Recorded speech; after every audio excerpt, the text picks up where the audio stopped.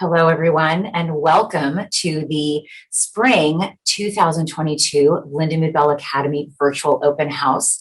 My name is Emily Hoffman. I am the director of the Lindamood-Bell Academy and have been for the last 5 of our 6 years in existence. And in total, I have actually spent my career working for Lindamood-Bell learning processes in some capacity for about 26 years now. So it's a privilege and a pleasure to not only be with you here today, but to also say that I have such a robust and long history with Lindamood-Bell. So as we get started with our virtual open house, I just want to welcome you. So grab your coffee, your tea, your beverage, your snack, whatever you'd like, and settle in. We're going to just take it slow for the next little while together and teach you a bit more, not only about Lindamood-Bell learning processes, but about our very unique private K-12 school. So here we go. So Lindamood-Bell Academy is in-person and online instruction. We see students in all different formats. This is a little bit of contact information for you to take down, but don't worry if you don't get it right now. That's okay. You can find it on our website at lindamoodbellacademy.com, and you can also find it at the end of this presentation as well, where we will have a live Q&A opportunity. So let's get going here. I wanted to give you a picture of our presentation agenda. We're going to talk first about what we call sensory cognitive functions. Then we're going to move into how those create the component parts of reading, into something called the dual coding theory. Then we're going to wrap all of that into the Lindamood-Bell Academy and information about our school. And finally, what are our families and students saying about the Academy? First, however, I would like to show you Bubba. I might have shown this in my last presentation in the fall as well, but it's too precious not to share. So one of our students, Bubba, sent Nancy Bell, our co-founder and CEO, a letter saying, "Thank you for creating Lindamood-Bell. Hi, my name is Christian, but I like to be called Bubba. I study in the Berkeley Center, and they have been helping me in VV right now. And I have only been here for 2 months. When I first came, I was reading at a 2.8 reading level, and now I'm reading at 6th grade. Sincerely, Bubba." And his cute little proud smile in his photograph is just something that is to be treasured for sure. This is the privilege that we get, is looking at children like Bubba, and his gains in basic skills represent very typical gains that we see in our students after just weeks of our intensive instruction. So one of the reasons I want to start you with our sensory cognitive functions and the component parts of reading is because those are the foundational pieces that make Lindamood-Bell Academy the unique school that it is. When we look at those things called sensory cognitive functions, and don't worry, this is not heavier than you thought it was going to be. This is all going to come together, and I'm going to make sure we put it together. Pat Lindamood, one of our co-founders, said, "The brain can only receive information from our senses, and it is a multisensory organ."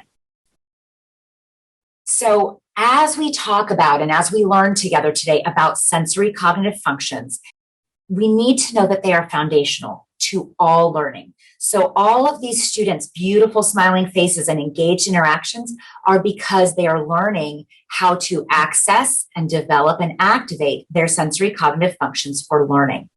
The sensory input specifically of imagery is a primary sensory cognitive function.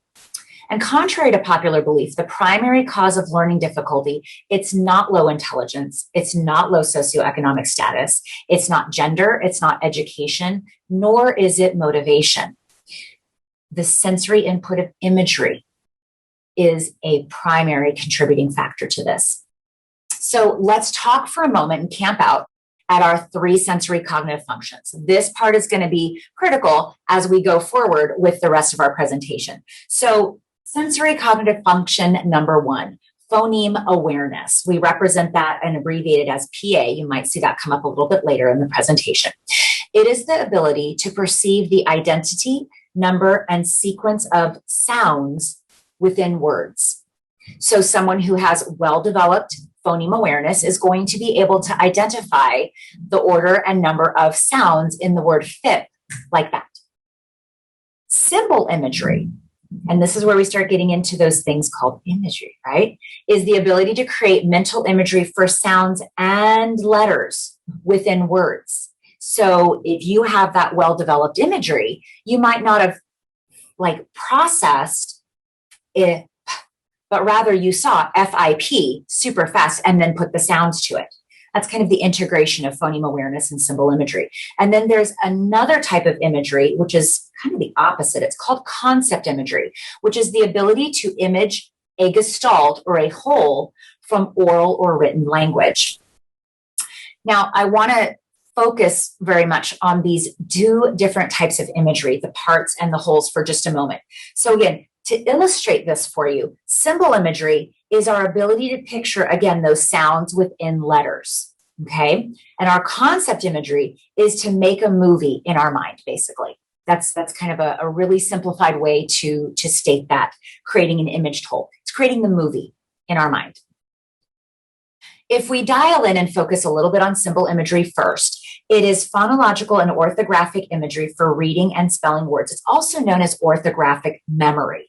So the ability to look at the word comprised of SHORT, you immediately recognize that as the word short. And if you have developed symbol imagery, it's committed like that as a sight word. So you no longer have to continue sounding it out.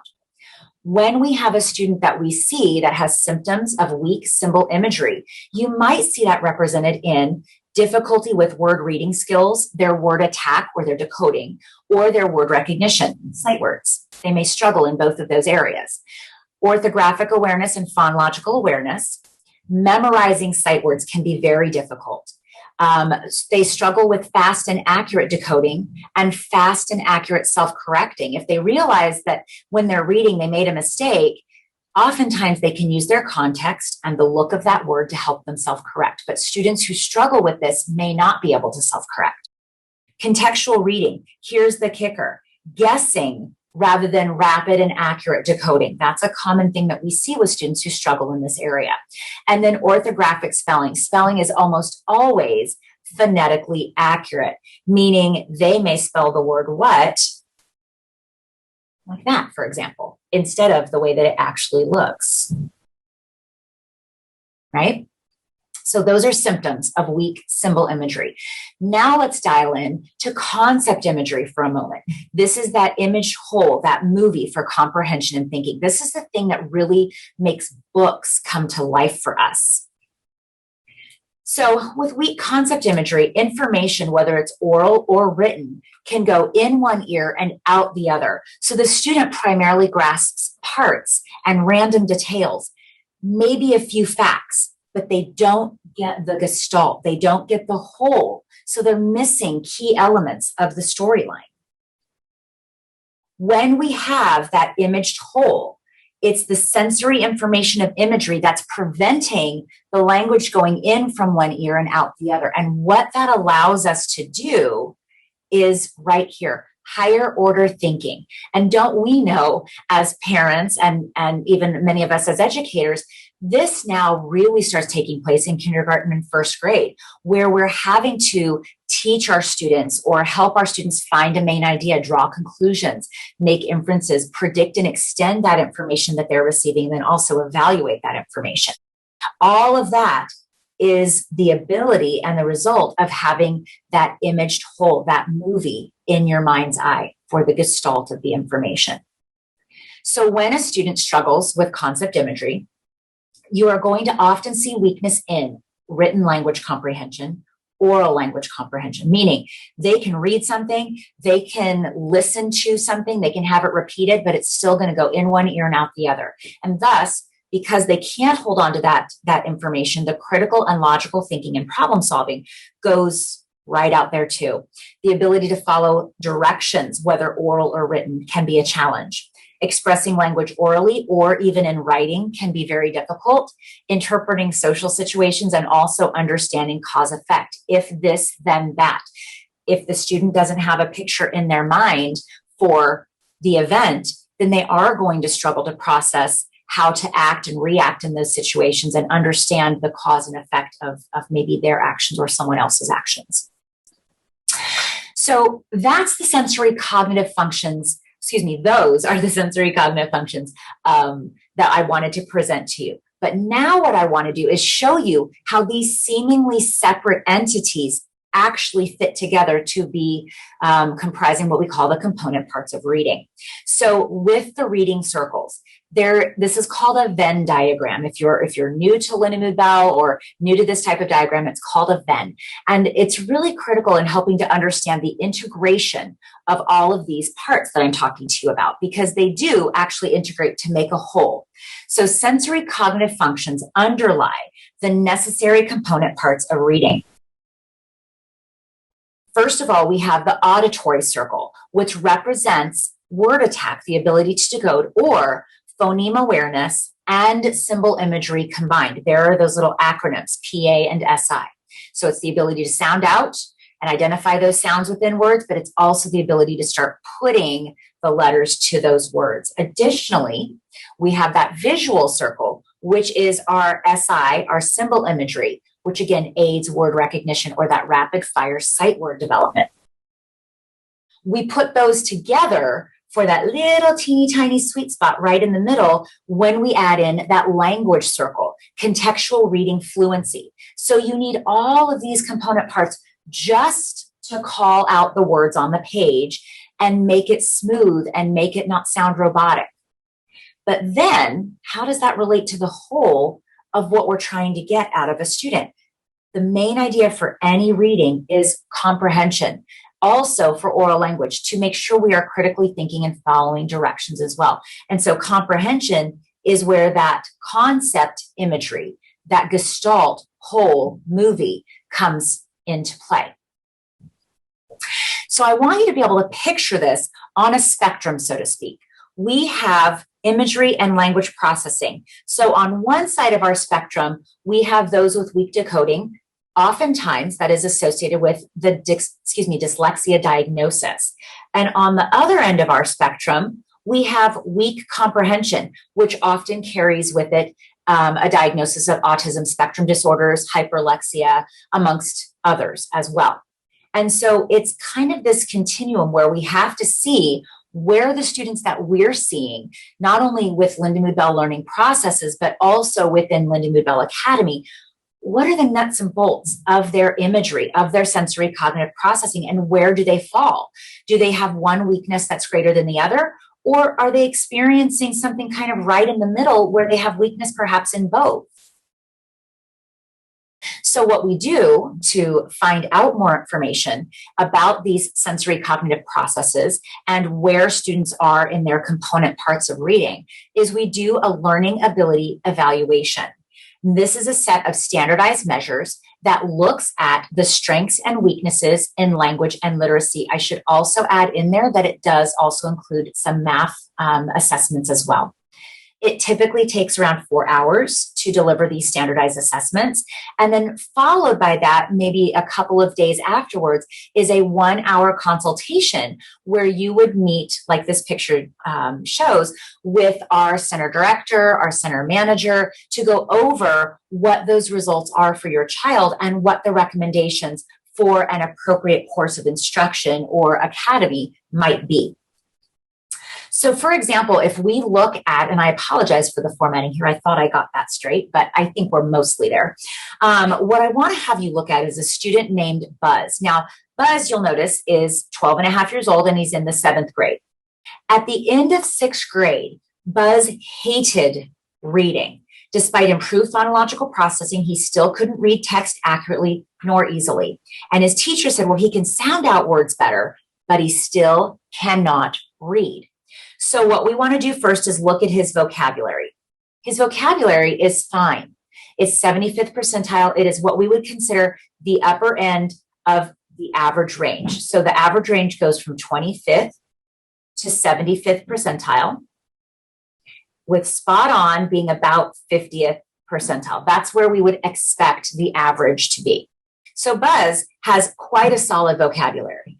When we look at how well he sounds out words, 95th percentile, he's all the way up here. So that auditory circle is filled in lovely. He can absolutely do those pieces. His word recognition, however, there's a gap. It's at the 37th. It's all the way down here.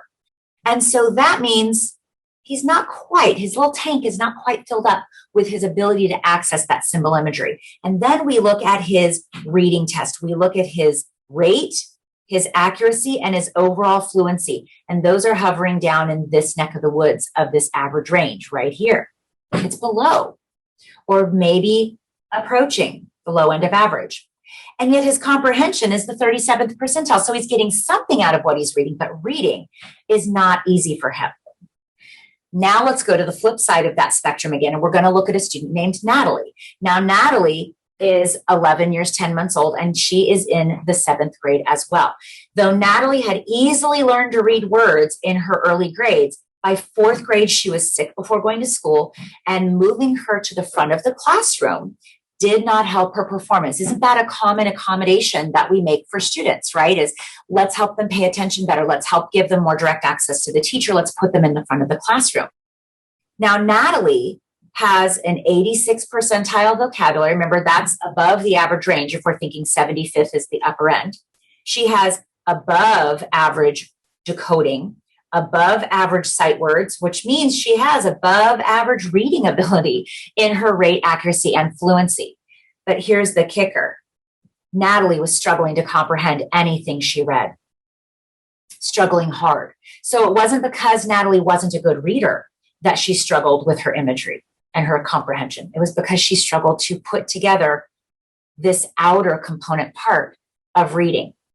Her auditory, visual, and language circles for the reading aspects, those were well developed. So, what's the answer? The answer is some manner of individualized intensive instruction. Now, we see students one-on-one for this, and we see them 5 days a week, typically on average for 4 hours a day, though a schedule may vary depending on the time of year a student's attending or depending on, for example, academy enrollment.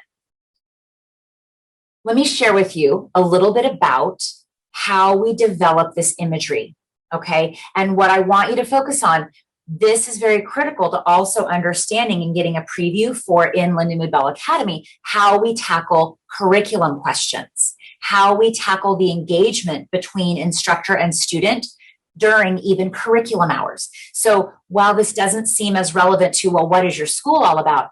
I assure you, this is actually the foundation for our school, and it's very relevant and it's very, very unique. So when we're looking to develop symbol imagery, the instructor might say, what letters did you picture for the word if? And Buzz, you'll notice, is looking up in his mind's eye at imagery. And then he's also using his mouth to say I, P. And then what you might subtly notice down here is a little tool that we call a syllable board. He's also writing those letters. So he's visualizing it up here, if, I, P, and he writes I, P. And he's visualizing this air writing as an anchor for that imagery. Developing that orthographic imagery now, we might ask some questions. So if our instructor Nancy here says, okay, Buzz, the word was east. What is the second letter you saw? Buzz is going to be examining his imagery, and he's going to say, oh, that was the A, and then he verbalizes it. Now he's doing something just from his imagery, his orthographic memory. But that's what he's accessing. And the more we do that, the more we question, the faster and more accurate and more rapid those responses for Buzz and students like Buzz who struggle with orthographic memory, symbol imagery, are going to get. So our language to develop concept imagery. So we present some information, and then our instructor says, what do those words make you picture? And our student Natalie here says, well, I'm picturing. And then that's where this movie starts to come to life in the student's mind. Just like this. So Natalie might have been picturing a clown, a rodeo clown. That's actually one of the stories that we have in some of our intensive intervention materials. So again, putting these together, there's two different component parts of imagery. There's the decoding pieces, which allow for symbol imagery along with phoneme awareness, and then comprehension, which is based in concept imagery. And again, a student can have one weakness in either area. They can also have a weakness in both of these areas. And then there may also be a third area of weakness, which could be math. which does in fact relate to both of these symbol imagery and concept imagery components. This slide is something that I really want to present to you, because I really want you to understand, again, the importance of our sensory input, that imagery, and the development of that. When we develop that, this is step number one, by the way. This is a hierarchy. So this is step number one. When we look at that learning ability evaluation and your students' performance on their assessment, whether they're trying to come to Academy or whether they're trying to come to Lindamood-Bell learning processes for sensory cognitive instruction only, we have to determine the ability that students have prior to starting a program. That way we can customize exactly what program and how we are going to start providing and developing that sensory input and imagery. And as that student's input develops, so does their ability to monitor what's going into their imagery. And as they are starting to be able to monitor, like Buzz says, it's IP. Or maybe he looks at the word fist and he can go FIST. And he's starting to get longer and longer words in his imagery. Or Natalie is starting to get longer and longer stories or more complex stories in her concept imagery. Then what happens is when we get some input that doesn't match, the student can go, oh, wait, that's not right. That doesn't match. The first letter in IP is not an A, it's an I. IP. And then what that does is it leads to independence. And that is the goal for all of Lindamood-Bell learning processes, including Lindamood-Bell Academy, is developing the sensory input in order to help a student gain independence. Because once they have independence, they can tackle any kind of content that comes their way. So if we, as an organization, measure learning ability, differentiate the diagnosis, and provide instruction to develop the sensory cognitive functions of imagery, then students can make significant gains in reading in weeks of instruction. They can conquer the learning loss that they've experienced for whatever reason, or they can even get ahead and experience more success in school. So what I challenge you to do today is imagine a school specifically designed to support these students. And that's where we now get into Lindamood-Bell Academy. So before I talk to you about that third agenda item of dual coding theory, I want to tell you that Lindamood-Bell Academy believes passionately that all individuals can learn to their potential. We are a unique and accredited K-12 private school that develops the imagery language foundation for success in language processing and success in curriculum and essentially content in general. Okay? So as I mentioned, we're a unique school. That goes without saying, but I'm hoping to illustrate that even further, especially in these next few slides. Unlike any other school, our primary goal is to develop cognition. Okay? And our secondary goal then is to teach content. Because again, like we've already said, if a student has this imagery language connection developed, then they're going to be successful with content and curriculum. So our goal is to teach our students to dual code, to think and reason from oral and written language, and apply that sensory cognitive processing to all content, to all curriculum, and to all of life. This does not end on a page. This is something that as it develops and continues to develop for our students, we start seeing the trickle down to other aspects of life, to interacting in public, to reading a menu, to even, dare I say, parents, arguing a little bit with you, where you may have had a formally compliant child. Now they're starting to image and think and reason, and they might start testing the boundaries a little bit more. I know that sounds a little bit scary, but it's actually a good thing because now your student is looking at the whole and not just at the parts. All Lindamood-Bell pedagogy, which is the method and practice of teaching, is based in something called the dual coding theory. You may see it abbreviated henceforth in our presentation as DCT, dual coding theory. I'm going to explain this right now. This is Dr. Alan Pavio. And very early on, Nancy Bell, our co-founder and CEO, realized that what we were gaining from our instructional experience aligned with Dr. Pavio's general theory of cognition, the dual coding theory. What Dr. Pavio says is cognition is proportional to the extent that the coding mechanisms of mental representations, imagery, and language are integrated. Cognition is always an interplay between the verbal and the nonverbal systems. They interplay, right? That's how we get cognition. That's how we develop it. And Dr. Pavio has since passed, but his last book that he wrote, Mind and Its Evolution, a dual coding theoretical approach, is a place where, in addition to other pieces of his work, we can find and learn more about the dual coding theory. So if you're looking for some not so light reading, but you'd also like to know a little bit more about how language and imagery interplay together, this would be a really great resource for that. And it is, as we mentioned, something that aligns, we realized in the course of our study and our research and our instruction as a company, we align with Dr. Pavio.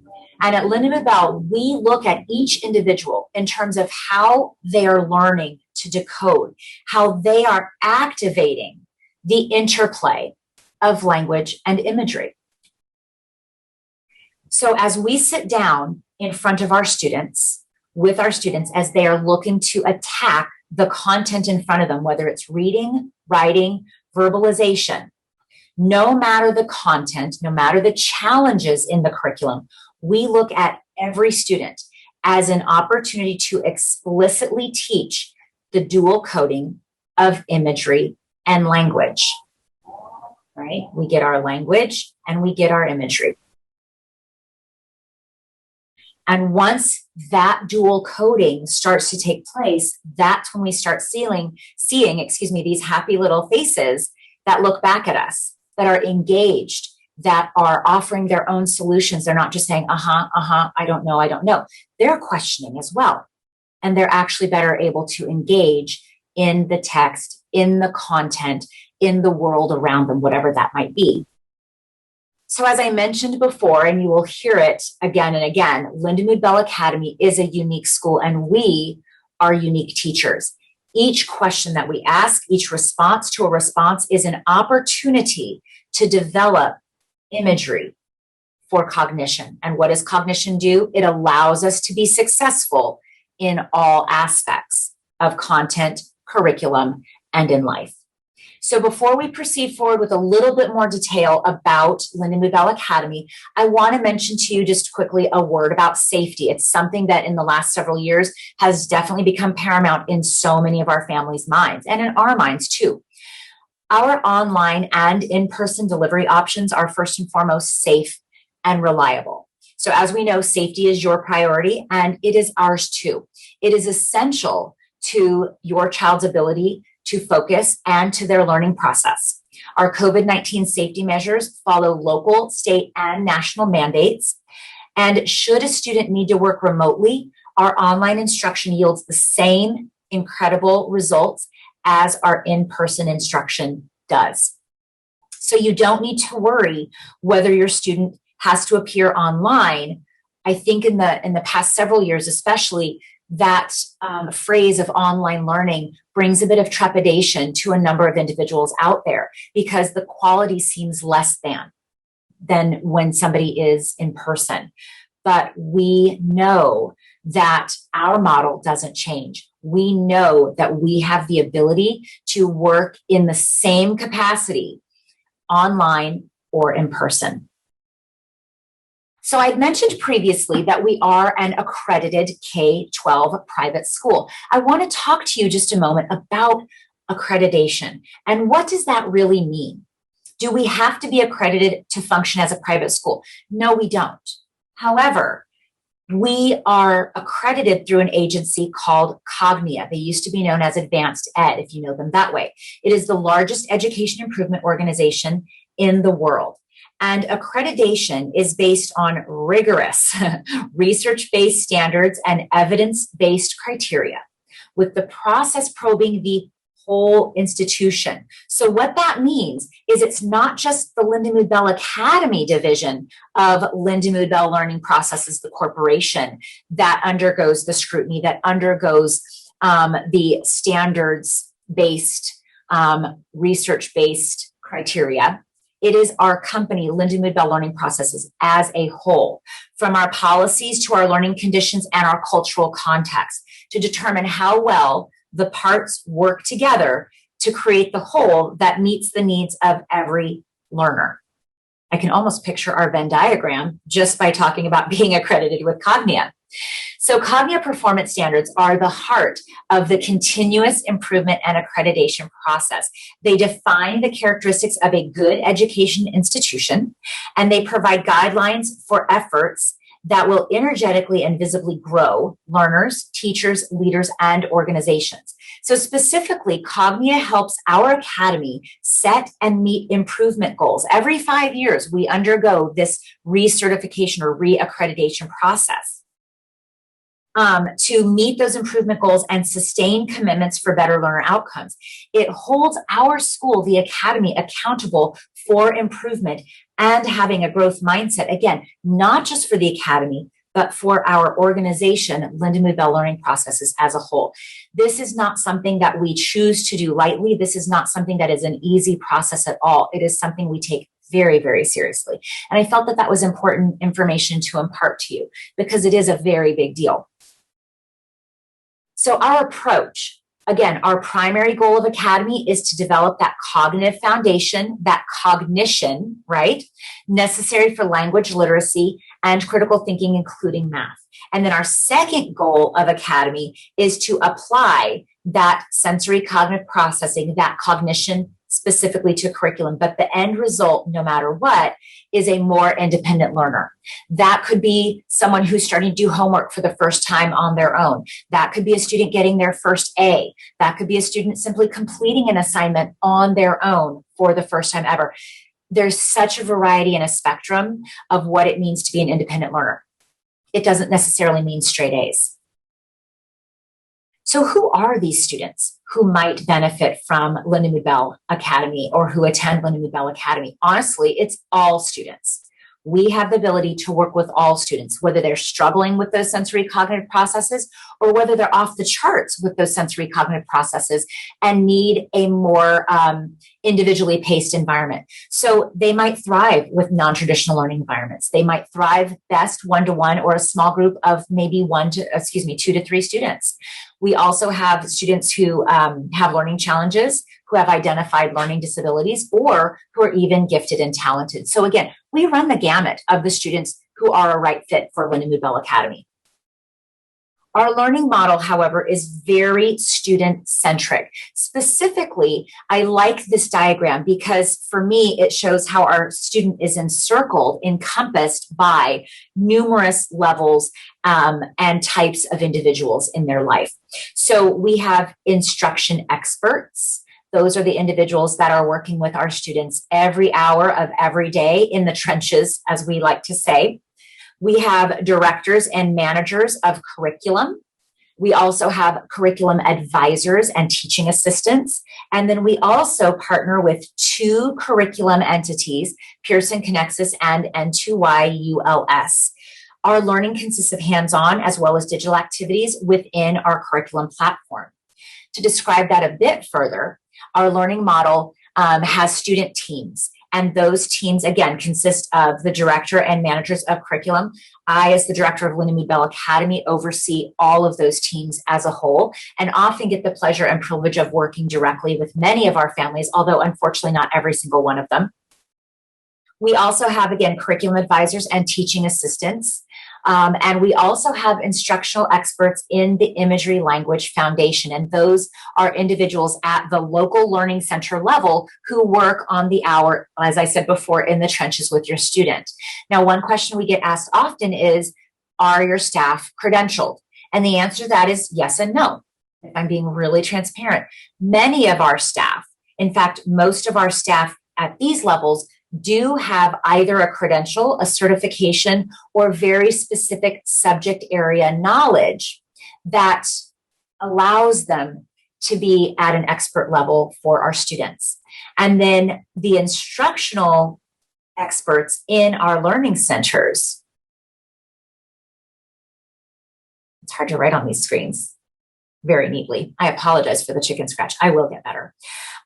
Sometimes they do have teaching credentials, certifications, or again, specific subject area knowledge. But what I want to say is that they are highly screened and developed in teaching and working with those sensory cognitive processes of language and literacy. And it's because of that foundation that they are also qualified to help your student learn using that methodology, that dual coding, right? And developing that, and then applying it over to content and curriculum.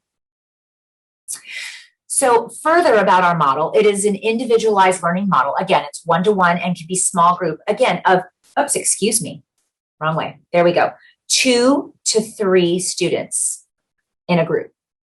Our online instruction replicates Lindamood-Bell quality on all levels. Our students do not work alone. Sure, in a properly run session, there are going to be opportunities where the instructor is silent, where the instructor seems to be disengaged. But what that's happening or what that's doing is it's allowing your student to start gaining some independence, especially in those one-to-one models.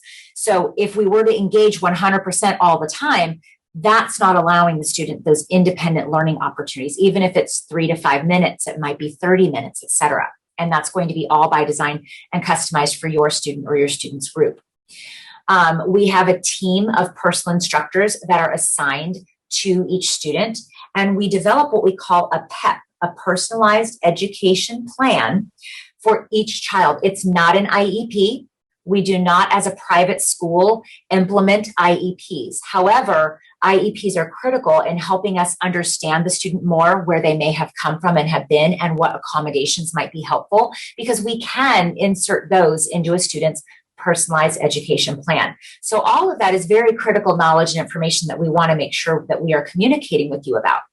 But the personalized education plan includes anything from accommodations, the type of curriculum that we're going to be doing with them, what grade level curriculum, all the way down to what specific courses that the student will be involved in.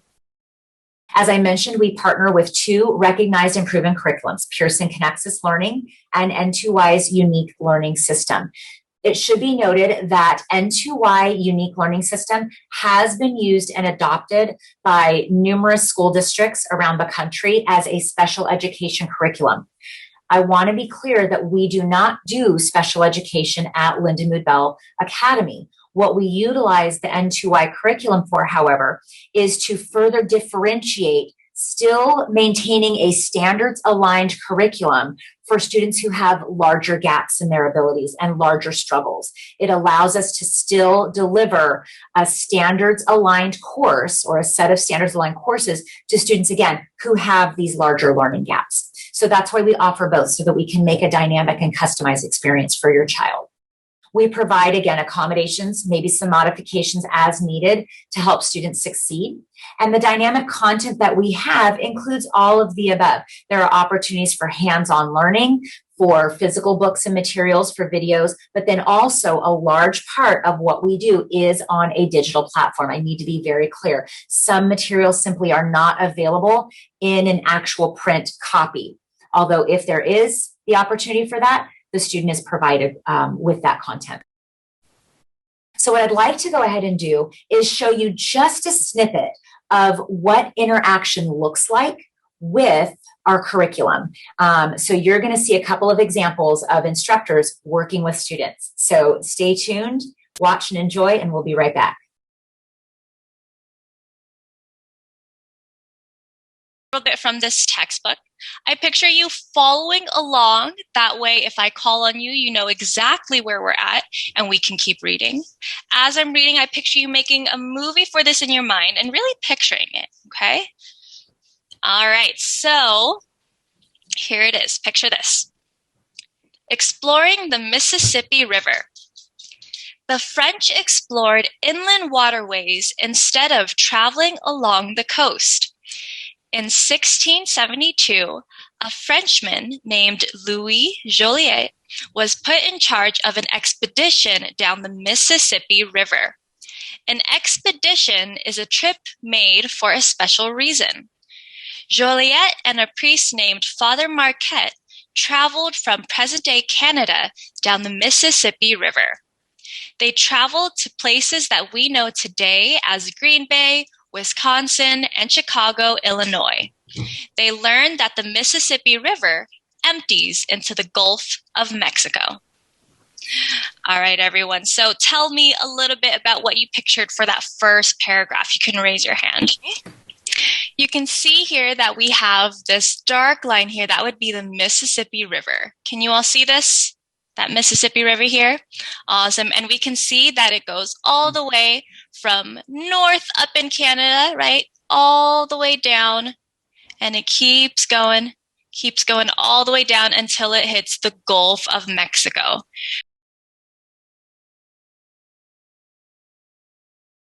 Is everyone on 1.4.1? Yeah. Yes.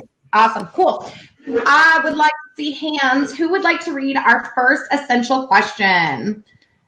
All right. I saw Mohammed's hand first. Go ahead, Mohammed. What does our first essential question say? Our objective. So on 1.4.1? Yep, right underneath objective. Right. Our official questions for the lesson are? Explain the theory of continental drift. Where are we at, guys? If we're looking at the thumbs up, thumbs to the side, thumbs down, where do you guys, how do we feel about continental drift so far? Yeah, we feel pretty good. We can explain this, right? Yes. If you're giving me that thumbs up, that means you could teach this. You could explain it in your own words. Is that how we feel? Yeah. Okay, cool. I totally agree. So now, what we might learn today is a little bit more in-depth. In fact, I happen to know that we're going to learn a little bit more about the theorist who came up with the theory of continental drift. Do you guys have a picture for that word theory? Go for it, Lauren. I love that hand. A theory is something that is not exactly true, but could be. And Yeah, exactly. And what does it have to do with facts and evidence? Anyone want to add to that? Lauren, do you want to take it over? Sure. So saying Pangea, there is probably Pangea because animals were found in, say, Canada and South America, the same animals. Yeah. And that helps support the theory. So do we picture that theories have evidence proof, or they more have things that help support that they would most likely be correct? Which do you guys? They're most likely to be correct. Exactly. Theory is often something that's very hard to prove, right? But through a lot of scientific evidence, we have kind of sort of shaped a very large idea around it that we can pretty much go with, yeah, this is most likely true. Does that make sense? Yeah. All right, cool. Okay. Now that you've had a chance to interact with that curriculum, now I want to be able to tell you a little bit about a day in the life of Academy students, because it's important to understand what the vibe of the school is. What do we focus on, and how do we work with our students both online and in person equitably? So we have daily schedules. Not only is that a daily schedule of what time of day your student attends, but also the consistency of those engaging instructors. We want to make sure that your student has a well-defined team. Now, that's not to say that staffing isn't a challenge sometimes, or that there aren't going to be substitutes, but we endeavor as much as we possibly can to provide that continuous schedule of instructors for your student. And again, we've talked about the various formats that instruction is delivered. And it's also important that we do offer breaks during our daily schedule. We offer breaks for snacks and for lunch. We also offer brain breaks as needed to re-engage, because let's face it, for the students that we see, a lot of them have to do the hardest thing of their lives, developing those sensory cognitive functions, that imagery language connection, and then also applying it 4 to 6 hours a day in content and curriculum. That's exhausting. We as adults would need brain breaks, so we make sure we give those breaks to students, as well as incorporating movement opportunities within their lessons as well. Speaking of movement opportunities, when a student does attend a full day of school, we have a lunchtime program that offers enrichment activities. It's called AMS, and we bounce back and forth with a focus of art, movement activities, as well as STEM activities. We also offer those in groups. We have a consistent lunch schedule. There are opportunities for students not only to interact and engage during the lunch hour in their own learning center, but if we have virtual students who choose to do that, then they can kind of log into their room and be present and interact and get more social opportunities with the students in the learning center that they are locally affiliated with. We also might offer some monthly enrichment activities, for example, Black History Month activities or Women's History Month, any sort of holiday activities, things like that. Further, we have numerous school-wide activities where, as a digital school that is across the country as well as in the UK, we want to try to connect everybody in one very large schoolroom from time to time with rallies. So we might have a science fair. We might have school rallies, including a back to school rally, or what we call our holiday hoopla, which is celebrating all the different holidays right before we go off to winter break. We also offer a yearbook, an end of the year celebration and graduation, which is one of my favorite things. And no, not because it's the end of the year, but because it's one of our most dynamic opportunities for interaction. Career Day is something that we started this 21-22 school year, and now we're carrying it forward, as well as a Multicultural Diversity Day. All of these offer dynamic extracurricular learning opportunities for our Academy students.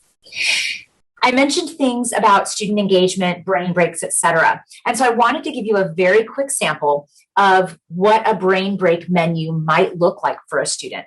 So what we can do is click on a cubby to go directly to an activity. So some students benefit from maybe some drawing activities or types of games, maybe some music and movement. These are all based on the student's age and ability level. So it's not just a one size fits all. There's lots of options, including more fun games. We might be able to play a game of chess or checkers. I don't know about you, but I'm intimidated by a student who can play chess so well. We also have blocks to build virtually. We've got designing a robot. We've got puzzles. I mean, there is a plethora of opportunities to engage in some really fun brain breaks that we can also utilize and start an activity, then click back over to the content in the curriculum for a while, and then go back to the activity and continue working on that puzzle or continue playing that game of chess.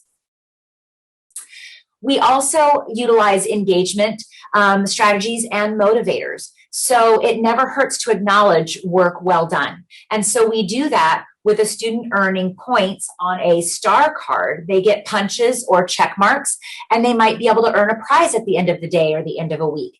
Similarly, we offer a homework punch card. If a student does their homework 2 weeks or 14 days in a row, they might earn additional prizes like star card punches or a select set of additional opportunities and prizes. We also offer things called magical learning moments. These are honestly, folks, one of my favorite things. What a magical learning moment is it's a mini certificate. So I want you to picture the back side of this picture, and it says given to, awarded by, and why. So we might say, Tommy, this is awarded to Tommy from your Academy Director, Emily. You gave a great science fair presentation today. Way to go, kid. Or it might be from an instructor to a student where the student maybe got, 100% on their spelling test, or they mastered a certain process, or they really just showed great engagement, right? Maybe it wasn't about a grade or performance, but they just stayed engaged through an entire activity or lesson. And so we give students those, and we have magical learning moment drawings where there's a drum roll in the learning center or a bell ringing, and those are drawn in front of all the students and they're read out loud. And it's just a really unique, amazing way to honor the little things about our students, and maybe things that would never have been acknowledged as successes before, they're acknowledged as successes within Lindamood-Bell learning processes and Lindamood-Bell Academy. And then finally, another one of our favorites are those ever wonderful and sparkly magic stones. So as a student is engaging, they might be earning stones in their bucket that then gets them a star card or some points. It's a way of providing some direct feedback so those stones can be given. But if the student is showing that they might be a little bit distracted, those stones may also be taken away with the opportunity to earn them back. Lots of different ways to acknowledge our students, including some student team building and student-to-student acknowledgement. And that's what this is. These are called peer cheer. So, for example, Leslie gave Beth a peer cheer that says, I like being in our ELA group with you. Or like Christine gave Aaron one that says, you are my friend.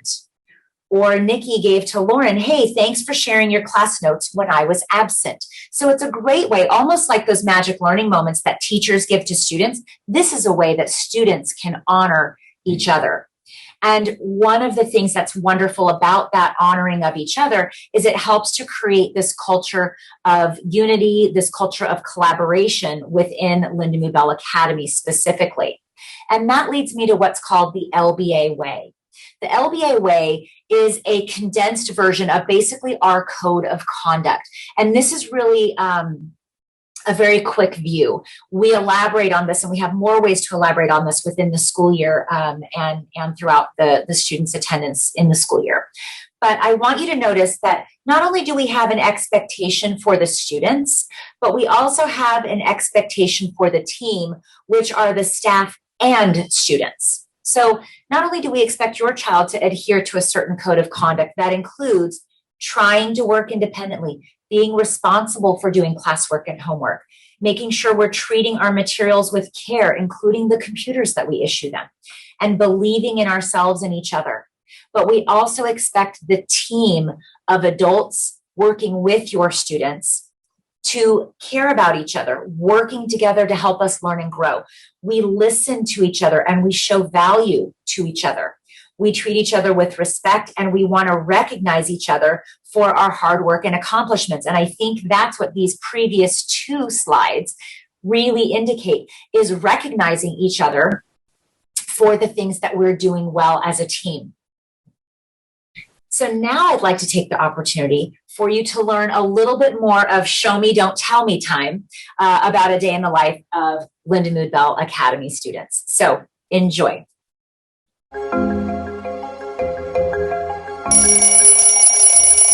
Mornings used to be terrible. I never used to want to go to school. I hated it.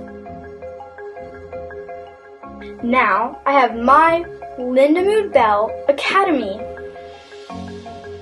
Here's my team. I have my instructors. Usually it's just the two of us, but sometimes we work together in a group.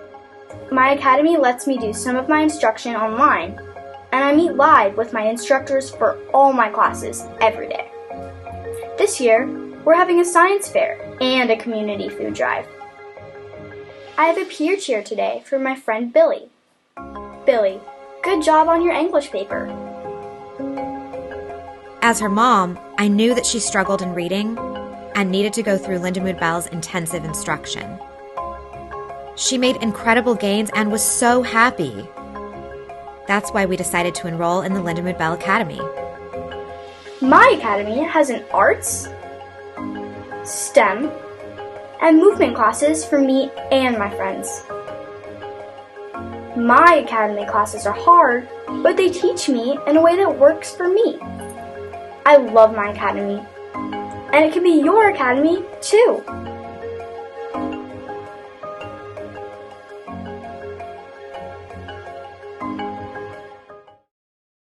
Okay, everybody, welcome back. We're almost on the home stretch here. You've hung with me for about 45 minutes. Stick with me. We're wrapping it up right now. I wanted to talk to you about some different academy enrollment options. As I mentioned, we're a unique private school. We also have differentiated enrollment options for students who need more or less intervention, who can handle a longer or a shorter day. So one of the things that we can do is offer something called preparatory instruction. Now, this is sensory cognitive instruction that's provided for a recommended number of weeks preceding the student's academy package start date. What do I mean by that? Well, remember back when we were talking about the learning ability evaluation. Some of our students, because of the nature and size of their gaps in processing or their difficulties, are going to require more sensory cognitive instruction and remediation than others. And so preparatory instruction allows the student to still be enrolled with Lindamood-Bell Academy while focusing solely on getting the proper number based on the recommendation given to you of sensory cognitive sessions prior to starting curriculum.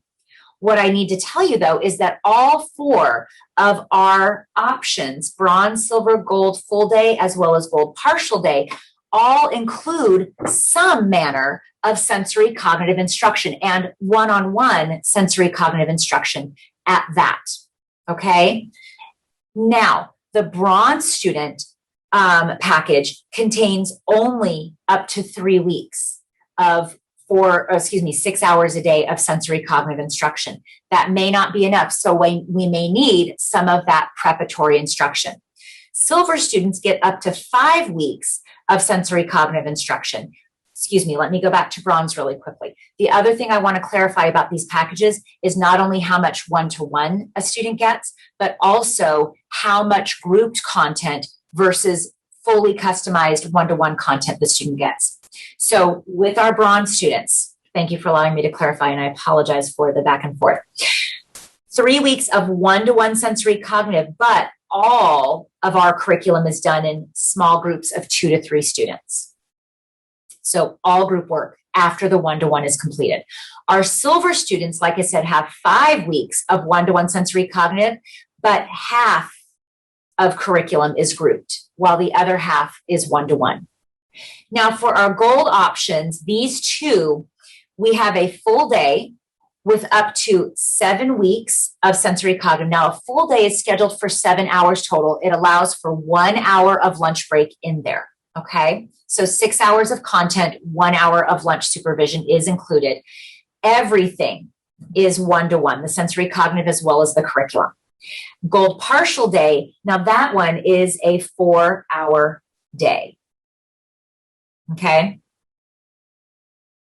Gold is full is 7 hours. Gold partial is 4 hours a day. Again, up to 10 weeks of one-to-one sensory cognitive because we want to give you about the same amount of time as our gold full day students. But again, all of our curriculum is also one-to-one. The other option, if we don't have the ability to do preparatory instruction, or we do the included sensory cognitive instruction with Lindamood-Bell Academy packages, as I just showed you, we reassess the student, and let's say there's still a little bit of a gap. That happens often, and we may need more sensory cognitive processing. So once the school year is kicked into go, then we have the ability, if we need to do a +1 package. What that means is now we are including at an additional fee 1 extra hour of one-to-one sensory cognitive instruction in lieu of an elective or a study hall hour. Okay? So once we get you going with Lindamood-Bell Academy, once we get that assessment done, that learning ability evaluation, and we have recommendations for your student, we will be able to tell you which of these packages and whether preparatory or plus might be what your student needs. Right now, in this very general setting of information gathering, it's very hard to say. And that's where it becomes helpful to really get in touch with us to do a personalized evaluation and that consultation. So very quickly, I want to leave you with what are our families and students saying about Academy. This father says it's been a phenomenal change for him in a matter of months, maybe less. The student, started seeing improvements. He forgot all about the IEP that he had at his old school. He just started enjoying school and doing well. Tristan, an Academy student, says, I owe my success to my teachers. My teachers are not only teachers, but some are my best friends. All of the hard work we have put in, I love how he says we have put in, is showing in my effort and will help me succeed in life. I love that because it shows that dynamic give and take relationship between the instructor and the student, empowering the student to learn and see their own success and then apply it in life. This mother says, how incredible is it to have a program that adjusts to your child? There's not anything else that we have been able to find that can give her the support for her brain, sensory cognitive processing, along with curriculum. This is really a unique and incredible program that we are a part of. And another student says, before I came to Lindamood-Bell Academy, I struggled a lot with math and reading. I felt like a wannabe and no one would pair with me on projects. How many of our students feel that defeated in school? It breaks my heart. I felt like I didn't learn with the other kids. When I came to Lindamood-Bell, I felt like everyone here knew me and acknowledged how hard I worked during the Seeing Stars program. My second year at Academy, I'm learning how smart I actually am because now I participate in class discussions, read out loud, and learn new material. This change in my brain has made me a better scholar. All of those pieces right there relate to an independent learner. He's learning how to participate in a class discussion. Doesn't mean he's doing exactly well, but he's participating now and he recognizes, he's monitoring and correcting. Remember that independence slide I showed you? This is where we're getting that monitoring, self-correcting, and independence for these students. Another one, our son went through more than 150 hours of private tutors with little to no results. We could see improvement in his first week at the Academy. He's now reading and getting back on track. The staff are amazingly supportive, and we are thankful for Lindamood-Bell. And finally, the student says, I love it here because the teachers are caring, the workload is balanced, the environment isn't too distracting. I love that. And the curriculum actually teaches you. Well, let me give you a hint. It's not the curriculum, it's the methodology, that pedagogy that I talked to you about earlier. And as Nancy Bell, our co-founder and CEO and author of our program, says, the Lindamood-Bell Academy is founded on more than 35 years of experience and research in our learning centers. We also have a wealth, by the way, of peer-reviewed and external research. I encourage you to go to our website to have a look at all of that. It is enlightening and it's very interesting information. Our Academy students engage in our sensory cognitive instruction and successfully study in our positive learning environment. A dream come true. And I agree with Nancy. I was always that person that wanted to continue going with our students after instruction ended, and they had to go back to their local neighborhood school, and now they don't have to. So let's get started. Let's have a discussion about your student and about how they might fit into Lindamood-Bell Academy and how Lindamood-Bell Academy might fit into your students' needs and your life. So again, get in touch, schedule an evaluation with us, attend the consultation that happens just a few days afterwards, and then we complete the enrollment form, and then you're engaged. That's easy as that. My name is Emily Hoffman. I am the director of Lindamood-Bell Academy, and it has been a distinct pleasure and privilege. Thanks again, and enjoy the rest of your day. We hope to see you in Academy next year. Take care.